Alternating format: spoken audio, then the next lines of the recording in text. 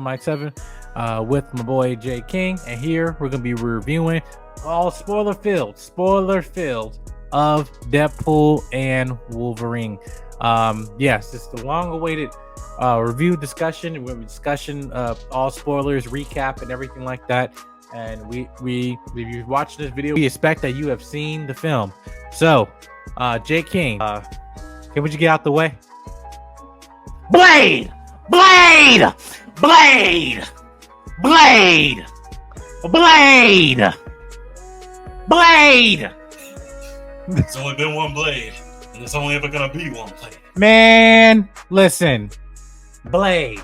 I'm getting the close-up on this. Blade. The film exceeded my expectations. I think what a lot of people were thinking, I mean, at least what most people probably were thinking when it came to this film, is that this was going to be nothing but gratuitous cameos from the Fox X-Men universe, maybe also the Disney side of things with the MCU, and this is going to be meaningless 2 hours of just Deadpool and Wolverine ripping at each other with no sense of story or anything like that. No. The film is not only a really, really great film, one of the best MCU films that we've had in a while, but it's also a loving tribute and a finale to the Fox side of the Marvel Universe that really helped lay the groundwork for Marvel movies and superhero movies to be as popular as they are nowadays and in the last decade or 2 decades of storytelling. The likes of the X-Men, Blade, Elektra, Daredevil, Fantastic Four, all those films that came out well before the Marvel Cinematic Universe started. This was a loving tribute to that through the lens of both Ryan Reynolds as Deadpool and Hugh Jackman's return, or kind of return, as Wolverine in this film. This just has so much that would please the general audience, but at the same time, please longtime fans that have watched the MCU for a while, and especially that have watched since the early 2000s and the end of the 90s with these Fox X-Men properties. So yeah, I just loved a lot of things about this film on both the narrative side and what it means for the end of the 20th Century Fox side of things. Mm-hmm. Next was Age of Apocalypse. Age of Apocalypse. Yes. Age of Apocalypse Wolverine. I can't believe they did that, man. I was like, wait, and instantly when I saw the suit, it wasn't even a suit. I saw his hand. I was like, oh wait, his hand cut off. His hand cut off. That's the Age of Apocalypse one. And he's at the furrow, one. And this version actually married the Storm, actually, at the time. Yeah. So we get and then we get Patch, which is Wolverine's alter ego when he goes to Madripoor, the white suit, the eye patch and everything. The tan, brown, and yellow suit Wolverine. And even Deadpool says, hey, didn't you fight a Hulk in that? And the Hulk was right behind Deadpool. Right here. This is where it is. Literally recreated that moment. Yeah, well, just without the mask, but still, same suit and everything, right?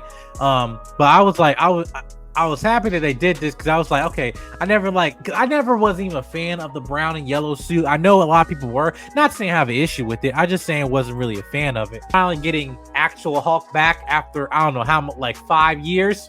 Now, it's good to see that. Now we gotta wait till another Hulk that comes in a different color to be the actual freaking angry Hulk and stuff. That's a discussion for another time. But the last one that we see within this batch before we get to the one that's for the rest of the film, he sees one that's at a bike. He's like, from behind you kind of look like Henry Cavill. Oh my, yeah, Henry right. Cavill. Henry Cavill as Wolverine. The Calverine has returned. He says it himself. We will treat you so better than those down the street. Down the street. Yeah, they actually did, guys. So listen now. And even done the whole Mission Impossible gun arm thing. Now I'm gonna tell y'all this. All right, I knew about this since when I was in CinemaCon, April. So you wanna know how I knew about this? Man, this is also a part. No, not because I met Henry Cavill, which I did. You can find on my social media. Comment, like, subscribe, and share. But this is the part of the benefits of being impressed, because I actually was next to him when other people in the press were talking about, hey, remember that, he's in Deadpool and Wolverine. He's in it. Yeah, I know he's in it. And I was right by them when they said that. Prior to that, was Wolverine just basically in this like self-loathing thing where he did not want to, feel like I'm not the guy that everybody wants me to be. But then with Laura, Daphne King was saying like, no, you were always the wrong guy till you weren't. Like when it's time for you to show up, you did. And then that scene where everybody came up, in the car, and then he was just in the back of the trunk or back seat and stuff pulled out. And the square off and everything, I thought that they kind of gave that type of satisfying feeling for him, just to kind of fight and giving everybody this fight to, for their legacy, because a lot of their universes and stuff, they really didn't have their last hurrah, right? Or even for Channing Tatum's cases, like he didn't, had a chance to play it at all. Right. Yeah, but speaking on Channing Tatum on that. All right, I say this. He looks. I'm not gonna lie. The comic accurate, and yes, whatever. Does it look kind of ridiculous with the whole thing? Yeah, a little bit. I mean, but that being said, because it looked like this suit fitted him 10 years ago. He just squeezed in it, like But that being said, I did like his fights. Like, dude, when he had the cards out. Bro, that was glorious. That was glorious. Yes. Yeah, but you had Electra getting it in and everything, but you also had Blade, still have his favorite line. What was it? Some motherfucker still trying to ice skate up here. Still, right? And listen, and even with action scenes though, but like Wesley still is good. Like I think he's in the 60s or whatever, but like I was very surprised how he was holding his own and just movement and everything, how he looked and stuff. I'm like, how are you gonna do? But they did it because usually back in the day he would have no sleeves on and everything like that, but now he just has a full suit, but still look good, in my opinion though. But with Gambit, that was like I was surprised to see that fight, and him and everything, how they the visual effects wise, how they did that, and I was like I thought they did that very well. But what'd you think? Yeah, the whole like fight scene against Cassandra's army was just there's so many good freaking moments in there. And again, as you said, it's a chance for these characters who didn't really get a chance in their universe to shine. As I said, Gambit didn't get a chance at all. Elektra, she just had Daredevil in her own solo movie, which didn't do so well. Blade, successful, but not everybody loved that third film. And Laura, I mean, Daphne King is just a badass. She's just a badass, and it felt so good to have her back. I kind of wonder if we would ever get her in the future with the suit, her Wolverine suit. But I mean, that's probably wishful thinking. But just saying that entire fight scene was just glorious. Like seeing all of them fighting as Deadpool and Wolverine are trying to subdue Cassandra and get Juggernaut's helmet onto her so she can't use her mind powers to just, everything that she did. Yeah. And I didn't want to, I can't post any photos or anything that right now and stuff, but I'm just saying like I felt the way they in that scenario when they brought Cassandra Nova, got in the head of Wolverine, basically finding out that when his X-Men that they died when he wasn't around, and humans attacked him, and then he went on just raging, and killing everybody and stuff. And he wears the costume as a living memory of them. Now, I wish we would have gotten at least a cameo, at least of Halle Berry and James Marsden and all that stuff like that. Just as a kind of shot there, because when we get into at the end, there's still some unanswered questions about that. But when it comes to the little Cassandra Nova basically explaining, listen, like I could kill you, but Charles wouldn't want that. Now I felt for her to kind of change in that moment. I thought that was a good character for her, and then how she got the Doctor Strange sling ring and opened a portal for them to get back. Which now I guess we can say that the portals open through different dimensions, even in the void. So actually no, it was specifically that one, because if you saw on the ends, that sling ring had a chunk of the time stone and the reality stone, so that's how. Right. Well, I'm just saying that I just wish to kind of expand upon that more in the future, because then I'm like, would that be easily convenient? And you don't need America Chavez and all that stuff, right? But like, or Tempat. Right, or attempt. Right, exactly. But with that, we get back to Deadpool and Wolverine coming back into their universe. But find out that Paradox has a time. I forgot what the device was called. It's called the Time Ripper to cause the destruction of their universe a lot faster. Basically, the same spaghettification we saw in Loki season 2. Yeah, now this was a negative for me because I felt like this was another TVA device to pull out of their behind. Same thing as the temporal loom and all that, and add another a universe bending device that we don't destroy it or don't fix it, whatever. Then all reality is gone and all that. Same thing, same thing. Like literally the same exact thing. Just different MacGuffin, different device, and also and different sacrificial moment where they have to pull strings and something to hold and bind everything together by the Holy Spirit. Amen. But anyway, but at this point, Cassandra Nova going there and basically saying, "Oh no, I'm going to, because you do disturb my peace and all that stuff, I'm going to destroy this reality and all the multiverse and everything. So everywhere will be the void." Now that's given Battle Earth, whatever, possibly, with the Avengers Secret Wars and stuff. But we'll see how that goes. But during this time, we see Dogpool come back, and this leads into basically the wave of the Deadpool Corps, which had a lot of different cameos in there. Yeah, and I can perfectly identify most of these cameos that we talked about. So yeah, first came out was Dogpool, then Nicepool came back, and then the rest of the Deadpool Corps made their way in. First off, the one that everybody already knew about, Lady Deadpool. Who was she? Well, she never took off her mask, but the credits say that it was Blake Lively, Ryan Reynolds' actual wife in real life, who, of course, they met on the set of Green Lantern. One good thing came out of that movie. Right. Yeah, but she was voicing Lady Deadpool.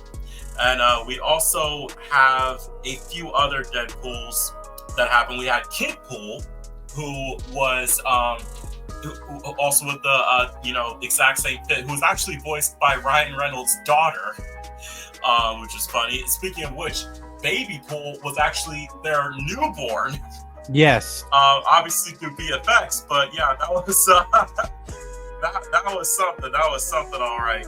And also, fun note: one of the Deadpool variants was actually portrayed by Tom Holland's brother, Harry Holland, and Ryan didn't know that until recently. Yeah. Now Harry Holland, Tom Holland's brother, was one of the Deadpools there. There was a Canadian Deadpool. There was a Deadpool from, I think, 2099. There was there was a Zen Deadpool. There was Japanese Deadpool. There was Zen Pool, who was a pacifist. As you said, Deadpool 2099, who was Deadpool's daughter.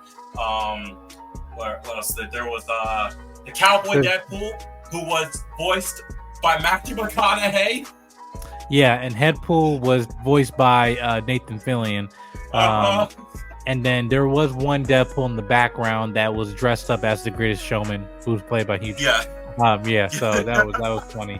But at that scene, I thought it was fun, great, because in that scene, that's when we get, Wolverine pulling, his cowl up and everything, which apparently he had it on the whole time. He just had to put it on. I said, okay. They waited for that exact moment. We seen that. Well, first off, Nicepool got killed because they didn't know Nicepool was the only Deadpool without a healing factor. But it was enough for Wade to take his golden guns. And of course, the scene we see in the trailer with the two walking, but it always stops at that point, and that's because, and the audience applauds.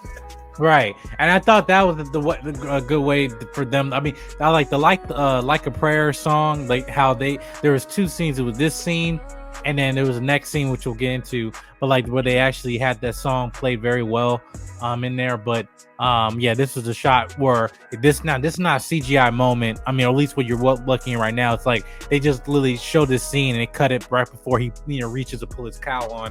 And I actually thought it looked pretty decent. It was still a little bit adjustment to get to, just to see him in that, because I don't know, for so long you just kind of seen that in a CGI or in a fanfic, that he's trying to take that out of you. You know, like no, this is actually him and everything.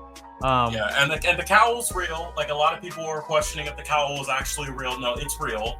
It's real. The only thing that wasn't real was the whole moving eye emotes that they have done for Deadpool and for Spider-Man in recent years. But the mask is real. There's behind-the-scenes photos that recently came out with all the Deadpool core that shows that the mask actually exists. Hell, the mask even exists for the Wolverine at Disneyland right now. Yeah, and now with this, we have Peter show up, which apparently every Deadpool has a Peter, and then they were able to get away. And he can't fit into the suit, but don't look down. Don't yeah,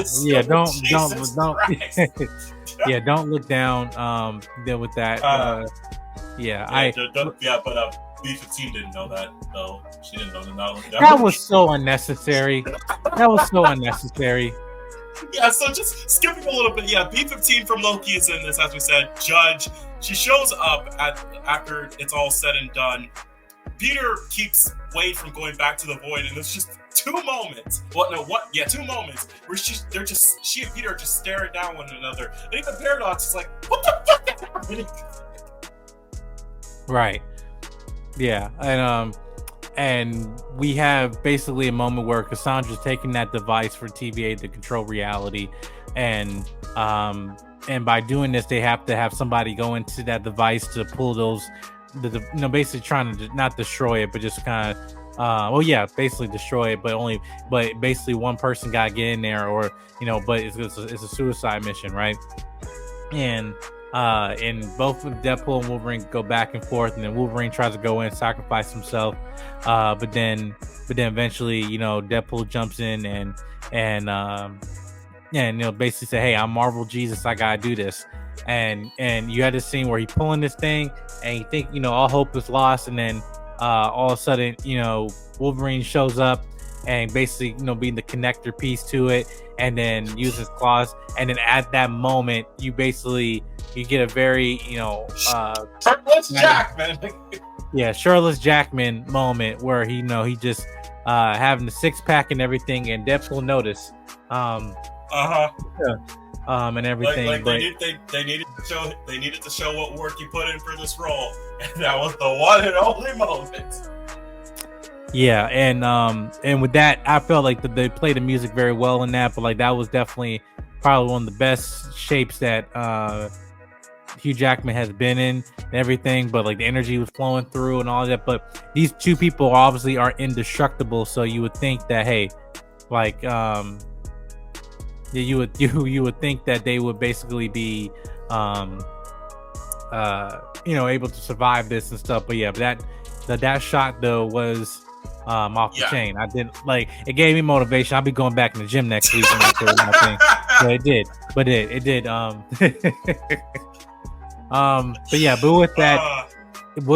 that, it leads to basically destruction of the device along with Cassandra Nova. Again, rest in pieces, literally. And then basically we find out that because of this, they rest Paradox, and then find out that Deadpool and Wolverine survived, and that apparently they were able to reset their timeline or revive it so way that it will still continue on. But and this was the part where I was waiting for the connecting piece to happen, right? That kind of fell apart for me. Was that okay? So technically, Deadpool is not in the MCU, nor this Wolverine at all. And that was my thing, was like, okay, at the end of the film, you can do something where they merge, or something where they were able to be in the 616 universe and stuff like that, right? But that's not what happened. Or, hey, mutants, how do they explanation how mutants are in the MCU? And you can use something like this to kind of put like, oh, they were here all along, but because of this reset that Deadpool and Wolverine did or whatever, then they're allowing mutants to be in this universe and stuff. And they were literally asking them, hey, we had some friends down the void that helped us out here. Can you help them out? Which, by the way, Eliath was the one that destroyed them, so it's like there's really nothing left for you to pick up, right? But no, it's because of the movie. We can pick them. We're only gonna pick one of them though. We're not gonna let other folks, they can stay. And burn. I mean, we don't know. I mean, maybe Electra Blade and Gambit Yeah, have to go back home. No. Don't play devil's advocate. They will all been at family dinner. If it wasn't, no. What they have? Like Laura makes sense, but would they? No, they wouldn't have. I'm just saying, like, okay, for you to go get Laura back, and then not mention, like, wait, how did you get her back after all that? And so after Eliath, was killed, or Eliath was able to consume those folks and everything, it just like that makes sense. But then at the end, so basically, Wolverine was talking to Deadpool saying, hey, you coming back? And he's like, no, probably not. Now people were thinking that, oh well, that means no, he's not coming back. Whatever, he could. I'm still telling this is a conclusion on this. So this is that. For me, that's where the film really fell apart, where I was like, this film was great, I have a good time and everything, entertaining, and yet you're so close to the finish line to a point where this movie does not have any impact to the MCU at all, other than explaining one line that adds another MacGuffin, which they still haven't expanded upon, which is the anchor, right? Because last time this happened, Doctor Strange Multiverse of Madness, that's when we learned about incursions. Right? And have we actually seen one? No. Have we actually seen an anchor actually, in the MCU and all stuff like that? No. Now it leads to another logic that they, we can talk about and stuff, but to the overall impact of the MCU, this film does nothing to impact the current 616 universe as of right now. Now, yes, I've seen the Captain America footage. I know what they dropped and what they mentioned metal-wise and all that stuff, but that had nothing to do with this damn movie. I know that for a fact it had nothing to do with this damn movie. Thunderbolts, Fantastic Four is in a different universe, so that's a whole nother thing. I'm saying with this film, it did not bring anything other than this was a great Marvel film, but not in the Marvel universe, other than using Marvel toys. And that's literally what I felt with this. And I was so close to the finish line with them. My fraternity brother was watching this and I'm like, oh man, come on. So what's going on? And then we wait for the end credit scene to happen, and all of a sudden just a joke with Chris Evans, which was like, hey, yeah, it's funny. But I'm like, okay, what's up? And that's when Lucas and everyone started laughing, like, you see, it does nothing. Right. And it's like, and like, you guys had the same reaction because you were expecting this to have impact to greater MCU. And it doesn't. That's the thing. It doesn't.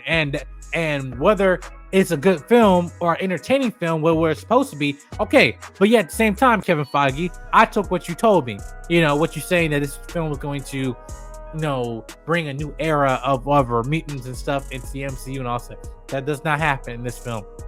And it also give me more questions than answers. For example, are you telling me that this Wolverine is now in a universe that has an X-Men because Colossus in there? Does that mean that universe has the X-Men and that's where Monica Rambeau is at? Because you also have a Beast. You have a Monica Rambeau in an X-Men universe where she is after the end of the Marvels, which half a quarter of the population watch until the rest of it watch on Disney Plus or YouTube videos. But yeah, that's literally where's the Wolverine, the X-Men and stuff? Where's the impact? Like, where's the impact? That's literally what I'm saying. That's literally where we are right now. So you're continuing on with this path away from the MCU, and that's it. Now you want to come back and say it just and tell us what happened with Thor? Okay, you want to pay it off, which most likely they won't. But yeah. So, but anyway, J King, why you run off, bro? Get back here. We gotta end this shit. Well, I moved because something was happening with my connection for a second. Okay. But also, I was letting you have your moment. So. That's it, time out. Guys, let's all calm down, yeah? We're all worked up. Let's all just, chill the F out. Yeah, and at that moment, again, I was feeling it. I was on the wave. I was on the wave, bro. I was enjoying this, had a good time. And then when that ending happened, like, okay, what? And you did, and they just dropped it. And in that moment, I was like, I am sick. I am sick of your shit. And when I'm not sick, I'm tired. I am sick and tired. So yeah, That's where I'm at with this, though. But again, does it change my overall rating of the film? No. I mean, I still don't. After we see all the cameos and everything, is the film the greatest thing in the world? No. Is it better than Spider-Man No Way Home? No. Is it better than Doctor Strange Multiverse of Madness? Yes. Just like what I expected it to be. I still think No Way Home is still a complete film. And hopefully, and whether that it had impact on the universe, that's no here or there, because that was a Sony movie. That was a Sony movie, right? But this film, definitely with everything that Ryan had full reign and control over. But the fact that Kevin had this, had this film and everything, the problem is still not fixed. Now, is this a step in the right direction? Yes. But am I saying that Marvel is saved? No. Marvel is at a starting point to move forward in the right direction. Because it's not about this film. It's not about the next film. It's about the next 3. That's how you be consistent. And that's how they get back on track. Not only with this, with their Disney Plus shows and everything, which is definitely a huge hindrance on them. But J. King, what was your thoughts on the ending of the film and stuff before we kind of wrap things up? Well, in my personal opinion, again, this is just my opinion, I would... My mic fell. Go ahead. Well, that couldn't have been more convenient. But again, in my personal opinion, I had absolutely no problem with the ending of the film. As a narrative story and an ending to, again, as I said, like a tribute to the Fox X-Men legacy, I think that the way it ended, saying that you don't need to be part of this huge thing to feel important, and that you got the people who care about you right next to you, was a great message. I loved it, and I know that we will definitely see these characters again at some point in the near future. Sure. But this is also why I don't go into these films expecting anything. I don't expect this to give me answers, because if that's the case, I'm going to walk out disappointed 9 times out of 10.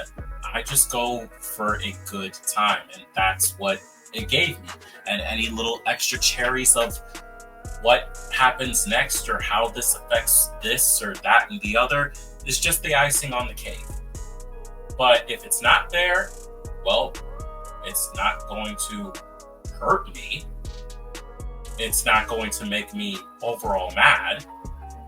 I'm like, okay, there are still unanswered questions that, yes, could get answered in the future if they decide to answer those questions. Like, who knows? Again, that's why I don't listen to the whole, this is going to start this or that's going to start that anymore, because 9 times out of 10, you're going to be disappointed. Like the people who thought, for example, Mephisto was going to be in WandaVision, or that this was going to lead to that, or that was going to lead to that. I don't listen. I hear, okay, could be a good idea, but let me see what the film is actually going to do. So that way I don't get my hopes up. That's why by the end, I was laughing alongside the crowd when the end credit scene came up with Chris Evans swearing like a sailor. I wasn't expecting some huge game-changing moment where we cut back to Sacred Timeline 616 and see a huge cloud of smoke go over, and then boom, mutants are created. I'm not expecting to see a whole bunch of Earths unraveling out of nowhere, and then we see a figurehead that we wouldn't have known until Comic-Con would be Doom. I'm not expecting any of that shit. I just came for a good story, and Deadpool and Wolverine exceeded my expectations. Yes, there's a lot of unanswered questions, and yes, we need to see what these next couple films do, that of course being Brave New World, Thunderbolts, and Fantastic Four, and whatever gets announced this weekend, I think, at D23. But other than that, I'm not gonna get super pissed off about what didn't happen. Instead, I'm enjoying what did happen, I'm enjoying what was presented, and I'm like, yeah, this is definitely a step in the right direction for people giving a shit about these movies again and not deciding to skip some stuff. I mean, they're probably still gonna skip some stuff, but this is giving a step in people caring again. Even if it had to be through what essentially was, in a sense, the last Fox X-Men movie, at least it gave people a moment to not feel divisive over a Marvel movie or a Marvel project for once in God knows how long. That's all I'm happy about. Any unanswered questions? Yeah, they're unanswered questions for now. They'll get answered at some point. And I will see when that happens. Again, I'm not new to this shit when it comes to movies or even comic books. So that's why this stuff doesn't disturb me. But yeah, I don't know, that's just me. I know my opinion's not like everyone else, but that's just me. But yeah, I mean, I hear you. I'm not saying nothing personal. I'm saying this movie bad or anything like that. No, I'm just saying that was my big negative where it's like, I'm on cloud nine, and then and it's not about expectation. It's about what you told me. That's what they told us. Now, you told that is it Deadpool Wolverine? That's what you get. You get Deadpool and Wolverine, and that's okay. If you're just taking it as a film, having a good time, go ahead. It's great, entertaining, absolutely. But when you're saying all this other crap to amplify not only your success, but for also our anticipation for this film and the importance of it, and not really know what this film is actually going to be and what in terms of what it represents, that is the big thing. The issue with Marvel right now is the cohesiveness to actually pay things forward to a point where, okay, not only that we're giving a damn about Marvel movies and stuff, because that's what happened. It doesn't matter. You can have a bunch of 5 bad Disney Plus shows and a couple of films, but then you get Spider-Man No Way Home that makes almost $2 billion. They know, hey, this film's great. Doesn't change the problem. The same thing with this film. And that's the thing where do I feel they're in the right direction? Where I've seen what they showed us? Yes. I think they're on the right direction here. Now, am I going to sit back and wait? Yes. There's some things I'm going to get hyped for? No. However, am I things I'm anticipating for what I've seen? I'm like, you know what? I am interested to see what they're going to do with that. Like a Fantastic Four, which the stuff they showed us was freaking amazing at San Diego. I'm intrigued. But I'm saying after 2025, let's have the conversation if Marvel is saved. I'm not having that conversation because you're going to have good ones, got bad ones. Is it going to fix the overall problem? Probably not, because just like in Crisis on Infinite Earths, we're talking about, and what they even said in this film, the multiverse is a cancer. It needs to be destroyed. It needs to die, honestly, in order to actually get things right. And it's unfortunate because I don't think multiverse is the problem. I think writing is the problem. I think the execution of how they actually blending things together and not overcomplicate these concepts, which has been in Marvel comics, in DC comics, whatever, for decades. And we're not idiots. We get it. When you have then become lazy with your writing and trying to connect all these plot points and try to act like you more smart than we are, when in reality, we just actually know how to make understand, simplify this plot and everything, but you try to overcomplicate, act like you smart. No, it's just bad writing. That's the thing. And I think for fans, we're sick of it, whatever. I'm not even going on the topic of the agenda and all of it, all that stuff. What I'm talking about is really with just in terms of the cohesiveness, which is what for years, that's when the strength of Marvel, to the point where that another film success can bleed over to this. And does now. Do I feel that this film helps Captain America, Brave New World? Yes. Yes. One success film, going to the next one? Yes. This is now. It's going to, change how whoever that writing that film, the fact that it went through many reshoots and stuff. No. But we're going to get into that later on a different panel and stuff. Talking about recapping Comic-Con in the future of Marvel and stuff. And also casting big ones. But we'll get to that. But yeah. But J. King, say final thoughts before we wrap up. All right, final thoughts. Love the film. Had a great time. Saw it twice. Happy every single time I see it. Every single time someone talks about it. I'm glad that there are people who are enjoying this film. That this is genuinely, as of the time of this recording, not many negatives to say about the film. And genuinely audiences, especially the general audience that has been on a very downward spiral of caring, care again. At least for now. We'll see how that goes with the next couple movies. But at least for right now, I can say that I'm happy, that I can at least say the fandom is happy. Because the fandom is usually never happy. Like, usually never. So at least once I can say it's good to be a fan of these properties right now. And that's what I'm glad Deadpool and Wolverine did. At least for right now. Yeah. I give this film, sorry, it's getting late. I'm eating food. I give this film, I give it some 8 out of 10. I enjoyed it. I think it's one of the better Marvel movies recently. Now, do I like this film better than Guardians of the Galaxy? These films are so different for me not like to compare them. That's just my personal opinion. I like Guardians of the Galaxy for what it is. I think Guardians of the Galaxy is a complete story. Then and this and everything, I think this is a good time in the theater with two very iconic characters. Definitely more iconic than Guardians of the Galaxy. But give me the film of Spider-Man No Way Home. But and in some way also fan service serving, like cameos serving the story, not just for sake of cameo.